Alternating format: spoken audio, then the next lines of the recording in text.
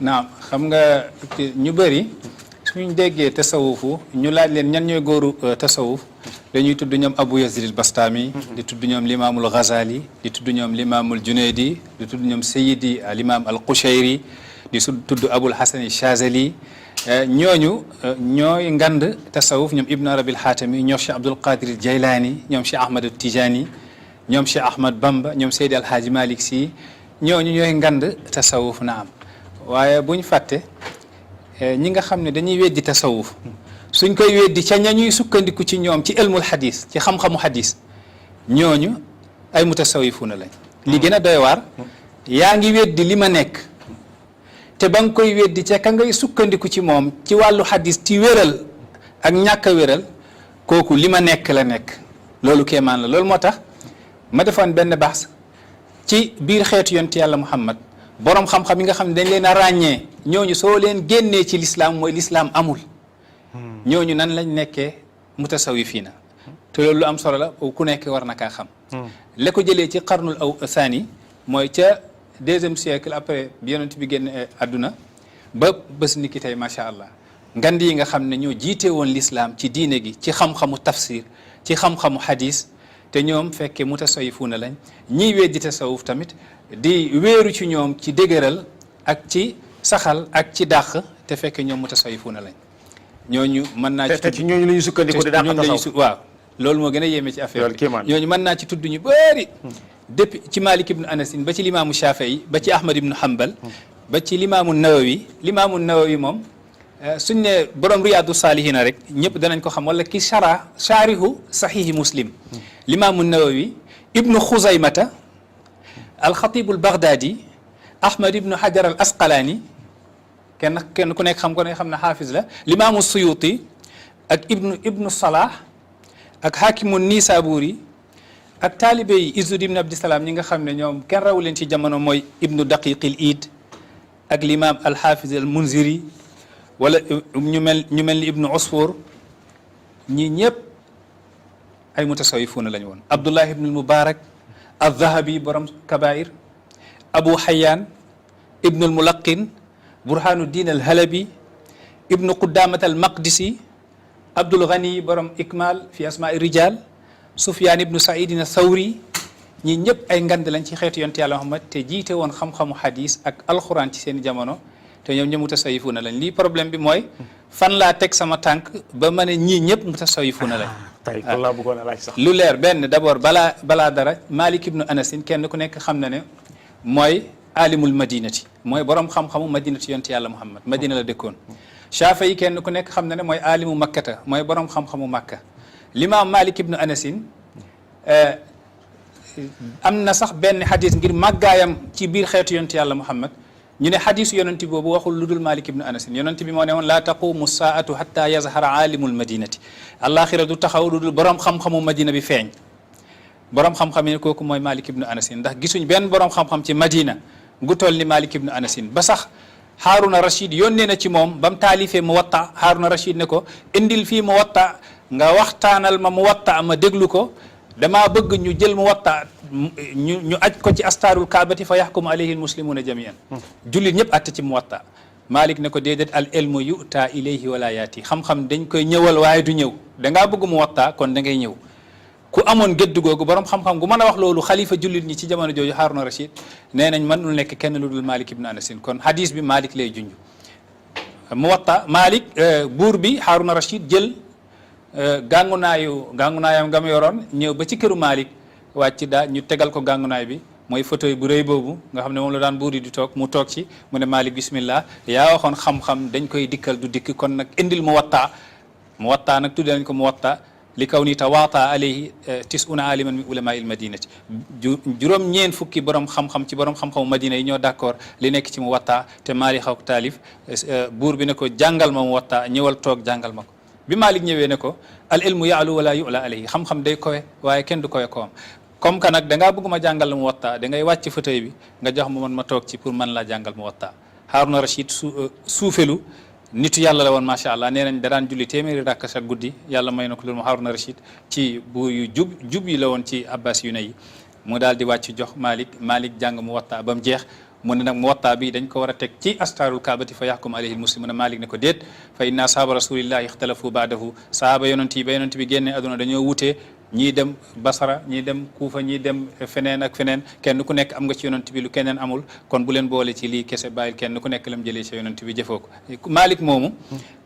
l'imam Tata'i bindal na ko ci sharhu muqaddimat ibn Rushdin soo demee foofa l'imam Tata'i bind na ne Malik nee na la wax Malik nee na man tafaqaha wa lam yatasawwaf faqad tafassaqa wa man tasawwafa wa lam yatafaqah faqad tazandaqa wa man jamaa baynahuma faqad tahaqqaq mu ne képp koo xam ne borom xam-xam am nga fiqhu te amoo tasawufu mu ne yow kàccoor nga tafassaqa mooy génn nga topp mu ne wa man tasawwafa képp koo xam ne suufi yu nga waaye wala mee tafaqaate amoo xam-xamu fiqhu xamoonoo jaamoo sa borom mu ne faqat zandaqa yow zindiq nga waaye mu ne wa man jamaa baynahuma faqat taxaqaqa soo boolee seen diggante am nga taxaquq wax jii ni ko Tata'i bindee ci sharh muqaddimat ibn Rushdin noonu la l'imam Zarruq ka nekkoon Maghrib borom xam-xam gu màgg googu te nekk bind qawaidu tasawuf soo demee ci qawaidu tasawuf bu l'imam Zarruq bind na fa ne Malik nee na man tafaqaha wala mi tasawwaf faqad tafassaqa ba ab yaati jeex l'imam Shafi'i nan la nekkee suufi yu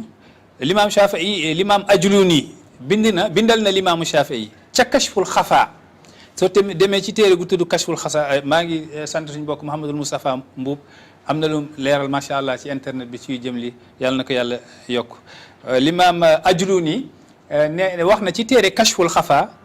nee na Shafi'i nee na hubbiba ilayya min dunyaakum thalaathun l'imam Shafi'i nee na man ci seen adduna ñett laa ci bëgg tarku takallufi wa ishratul xalqi bi talattufi wal iqtidaau bi tariqi ahli tasawuf mu ne ñett laa bëgg man Shafi'i ci seen adduna mooy bañ a def takallufu yenu lu ma attanul ak tamit ànd ak mbindeef mi ci ñeewental maanaam yërëm mbindeef mi ak topp tariqa ahli tasawuf mu ne ñett ñi laa bëgg wax bi soo ko bëggee demal ci kashful xafa da nga fekk l'imam Ajluni moo ko bindal l'imam Shafi'i nee na l'imam Shafi'i moo wax ci waxaat na moom l'imam Shafi'i nee na istafattu min as-sufiyati kalimatayni man mutasawwifina yi yàlla njëriñ na ma ci ñoom ñaari baat am na ñaari baat yi ma dégg ci ñoom njëriñ na ma mooy benn baat bi dañu ne al waqtu ka sayfi in lam taqtaahu yaqtaak waxtu temps dafa mel ni jaasi soo ko dogul mu dog la kon bul yàq temps beneen bi mooy nafsuka in lam tushghilha bil xayri shaghlatka bi shar sa bakkan soo ko gañewul gaawtu jëfee ko ci yu baax moom dana gaawtu yóbbale ci yu bon l'imam Shafi'i moo wax li kon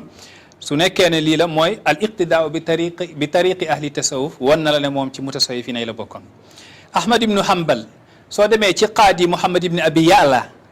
ci téere gu tudd at-tabaqaat al-hanabila mooy kii waxtaan ci mbiru mazhab hanbali qaadi Muhammad ibn Abi Ya'la nee na ci juz'u saani bi ci juz'u ñaareel ba nee na kaana yu'azzimu suufiyata wa yukrimuhum moom Ahmad ibn Hanbal da daan màggal mutasawwifin yi di leen teral yemul foofu rek Ibrahim al-Qalanisi benn borom xam-xam la nee na Ahmad ibn Hanbal nee na Ibrahim al-Qalanisi nee na Ahmad ibn Hanbal nee na laa a'lamu aqwaman afdala minhum gisuma ci kaw suuf ay nit ñu gën a tedd suufiya yi mooy mutasawwifina yi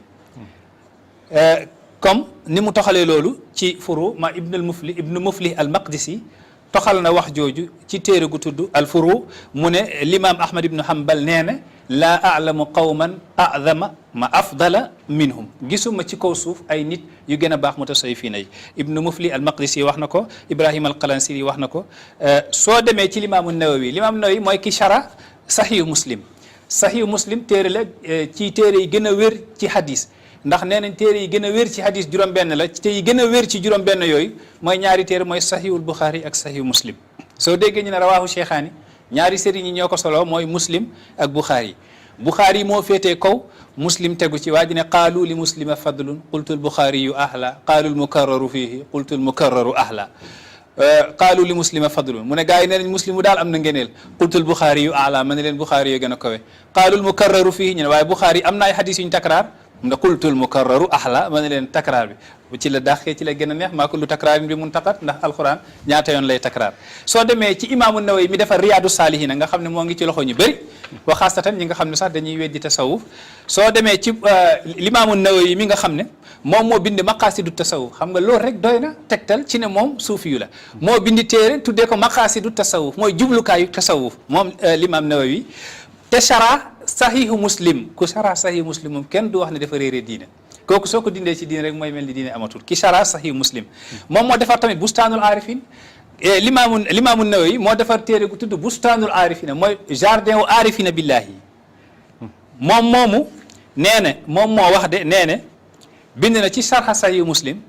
ba muy sharha sahih muslim nee na moom sëriñam inna cheikhahu yaasin ibnu yusuf az-zarkashi mu ne yaasin ibnu yusuf az-zarkashi mooy sëriñam te kii suufi la goo xam ne ñëpp xam nañ ko ki bind lii moom mooy limaamu Nawawi moo ko bindal boppam ci ba muy sharha sahihu muslim mu ne sama sëriñ mooy cheikh yaasin ibnu yusuf az-zarkashi beneen bi su bindee bustaanul arifin bindaat maqaasidu tasawuf loolu doy na lay ci ne moom suufi yu la te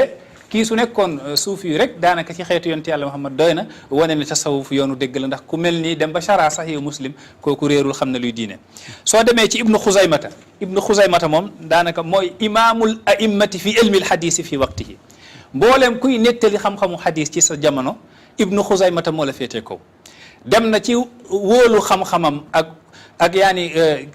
ni mu amee expérience ci hadis mu ne iza raaytum nassayni mutadaadayni fa atuni bihima uwaffiq baynahuma limaam ibnu xuzaymata mu ne su ngeen gisee ñaari texte hadis yu wuute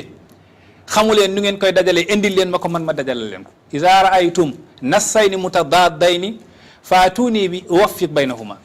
fa atuni bihima uwaffiq baynahuma limaam ibnu xuzaymata kenn ku nekk xam na ne mooy imaamu a'immati ahli hadisi fi zamani ibnu xuzaymata mooy kan taaju subki nee ne ci biir tabaqaatu shafii limaam taaju subki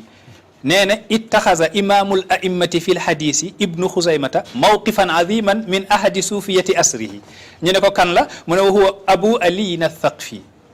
mu ne taaju subki moo ko bindile nee na soo demee ci tabaqaatu shafii ibnu xuzaymata moo ngi fay wax mu ne ibnu xuzaymata téyewoon na ci biir tasawuf taxawoon na ci position bu rëy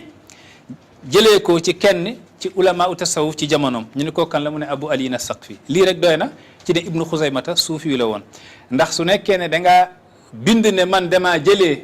ci suufi yi wala ñu bindal la ko te ki la ko bindal dafa maandu loolu day wane na yow ci mutasawwifi ne nga bokk beneen bi mooy xatibu diin al baghdadi xatibu diin al baghdadi kenn ku nekk xam na xam-xamam ci hadis ak ci mboolem maydaani taaju subki bindal na ko ne annahu lamma hajja shariba min ma'i zamzam wa daa annahu ida mata an yudfana inda qabri bishrin il haafi moom xatibu diin al baghdadi ba mu demee aji màkka taaju subki bind na nee na ba mu demee aji màkka mu naan ci ndoxu zamzam mu ñaan yàlla mu ne su ma deewee yàlla nañ ma suul ci bàmmeelu bishrin al haafi kan moo réeree bishrin al haafi kenn ku nekk xam na ne bishrin al haafi suufi yu la ci góor yàlla yi màgg yi tasawuf ci la bokk góor yàlla gi xatibu diin al baghdadi am xam-xam lool ci xam-xamu hadis ak yeneen domaine yëpp nee na su deewee nañ ko suul ci xabru bisrinil xaafi ñu xam ne ndekete moom mutasawif la te soppoon na leen ahmad ibnu hajarin al asqalaani ahmad ibnu hajar al asqalaani kenn ku nekk xam na ni mel ci hadis xaafis la xaafis nag suñ ko waxee ci hadis xaafis mooy alxaafizu man xafiza miata alfi hadisin bi asanidiha wa dabataha xaafis ci ilmul hadis dafa am istilah soo demee ci xam-xamu hadis mustalah ilmil hadis matière la gu ñuy jàng fii ci Sénégal ñoo ngi jàng xam-xamu hadis ñoo ngi jàng hadis waaye jànguñu xam-xamu hadis ñoo ngi jàng hadis waaye jànguñu xam-xamu hadis kon hadis ak xam-xamu hadis du benn hadis moo ñu jàngal la texte bi nga dem ci yaa ngi dégg ci benn téere boo xam ne def comme Riyadu Salihina wala nga dem ci Muxtaarul Ahadis wala nga dem ci Bulughul Maram wala ci beneen téere ci téere hadis yi ñu jàngal la hadis texte yi ñu ne la yonent bi nee na nga jàng ko waaye fekk jàngaluñ la hadis bi ni muy wéree ak góor yay nettali hadis bi ba nga bokk ci muhaddis yi ne ndax al muhaddisu huwa man arafa rijaala riwayati koo xam rijaala riwayati moom mooy muhaddis kan mooy mu hafiz mooy man hafiza miata alfi hadisin bi asanidiha wa dabataha mooy ku mokkal téeméeri junni hadis bi asanidiha fekke xam na sanadi 100 000 hadis bu nekk nga mën a wax diw nee ne diw nettali na jëlee na ci diw kooku jëlee na ci diw ba jëlee na ci yontu yàlla Muhammad ba ma téeméeri junni hadis kooku la ñuy tuddee xaafis kii ma lay wax nii xaafis la mooy Ahmad ibnu Hajar al Asqalaani xam nga kii réeréwul diine kii xam na luy diine dama bëgg a wax rek tey su nekkee ne dangaa jël xeetu yontu yàlla Muhammad nga diviser leen par 3 ñaari yëpp mutasawwifi na lañ kon su nekkee ne dangaa bëgg a dàq tasawuf ci biir l'islam xamal ne kon l'islam amatul ndax doy na rek lay ci tasawuf ñu ne Ahmad ibnu Hajarin al Asqalaani mi nga xam ne xaafis la woon te al xaafisu man xafisa miata alfi hadisin bi asanidiha wa dabataha hadis yi balaa ngaa bokk ci nitu ulamaul hadis da ngay xam xaaju hadis yi xam bi nan ngay xamee bu wér bi ak bu wérul bi ndax am na ñoo xam ne xëy na hadis sahih ak xasan ak daif rek lañ xam te xamuñu daif bi ci boppam xaaju na lu mat fanweeri xaaj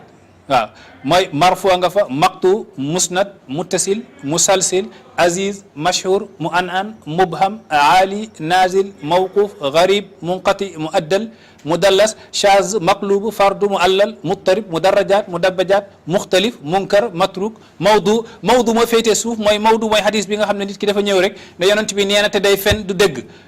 mawdu boobu nag nit ki su nekkee ne wax na hadis ne yonent bi wax na te day fen comme ni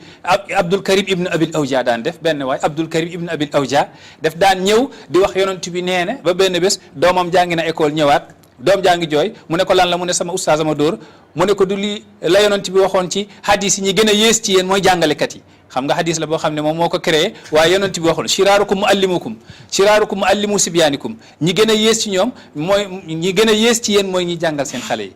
gis nga nag buur bi Jaafar ba mu ko yégee ne kii day fen ci yonent bi daf ko jàpp mu ne nañ ko rey bañ koy rey mu taxaw mu ne wallahi laqad wadaatu fikum 4000 hadisin uhallilu fiha alharama wa uharrimu fiha alhalal géñ naa ci yàlla fen naa ci biir xeetu yonent yàlla Muhammad ñeenti junni hadis yoo xam ne maa ko fenne yonent bi nee na te waxu ko uhallilu fiha alharama wa uharrimu fiha alhalal maa ngi ciy daganal lu araam maa ngi ciy araamal lu daganoon ñu rey ko mooy Abdul Karim ibnu Abil Awja ñu ne hadis mawdu kon mooy wal kadibul muxtalaqul masnuu ala nabi fa zalika al mawdu fen goo xam ne dañ koo créé rek teg ñu ne yonent bi moo wax loolu mooy hadis mawdu kon ndekete nit ki balaa moo bokk ci ulamaul hadis dafa fekk mu xam xaaju hadis yi xam ni hadis di wéree xam asmaau rijaal yi xam tawaarixu rijaal yi xam ilmul jarhi wa taadili kii ñuy waxtaanee nii nag muy Ahmad ibnu Hajar al Asqalaani xaafis la woon mokkal na téeméeri junni hadis bi asaaniidihaa wa dabataha kooku nag suufi yu la te moom rek su nekkoon suufi yu doy na wane ne tariqu tasawuf dëgg la Ahmad ibnu Hanbal ajaaba ala 60,000 qadiyatin bi axbarana la ansahaa fa nuqali Ahmad ibnu Hanbal tontu na juróom benn fukki junniy masala bu nekk buñ ko laaj day wax diw nettali na jëlee ko ci diw jëlee ko ci diw jëlee ko ci yonent yàlla Muhammad nga def loolu ci ñaari masala rek yombul nga def loolu ci ñetti masala yombul man gisuma fii tey ci borom xam-xam yi nekk fii nii masalan ci Sénégal wala ci réew yi ñu taxoo ni taqriban charge lay doon su amee koo xam ne mën naa wax fukki hadis yoo xam ne mokkal na ko te hadis bu ne mën naa wax diw moo ko solo kooku moo ko jëlee ci diw kooku moo ko jëlee ci diw kooku moo ko jëlee ci diw ba ci yonent yàlla Muhammad yombul su nekkee ne fukki hadis la rek waxuma la téeméeri junni hadis Ahmad ibnu Hanbal toog ci benn jotaay nee nañ ajaaba ala 60,000 qadiyatin bi axbarana la ansahaa fa nuqali te ba muy nettali loolu di tontu juróom benn fukki junni hadis xëy na du benn jotaay waaye nag la ansahaa fa nuqali xoolul kayit Ahmad ibnu Hanbal mi xawa alfa alfin min ahadisa usnitat wa asbataha xifzan bi qalbin muhassali xawa alfa alfin l'imam Ahmad ibnu Hanbal mokkal na junni hadis ba borom xam-xam ulamaul usul nee ne mazhabu Ahmad ibni Hanbal mazhabu hadisin la fiqhin Ahmad ibnu Hanbal sax moom mazhabam hadis la du fiqu ndax nee ne daiful hadis yahabu ilayna min ra'i rijal hadis boo xam ne wérul sax moo ma gënal pexe ak waxu góoru yàlla yi nga xam dañ koy def istinbaat ci seen i bopp maanaam moom dafa bëggoon hadis ba mokkal junni hadis ngir yàlla mille hawa alfa demal ci az-zuhd libni Hanbal li may wax ni moo ngi ci téere gu tudd az-zuhd libni Hanbal wax nañ fa bind nañ fa ne hawa alfa alfin min ahadisa usnidat wa asbataha hifzan bi qalbin muhassali mokkal na junni hadis yoo xam ne benn bu nekk xam na ku ko solo ba ci yonent yàlla Muhammad sallallahu alayhi wa sallam kooku su nekkee suufi yu loolu doy na lay ci mutasawwifiin yi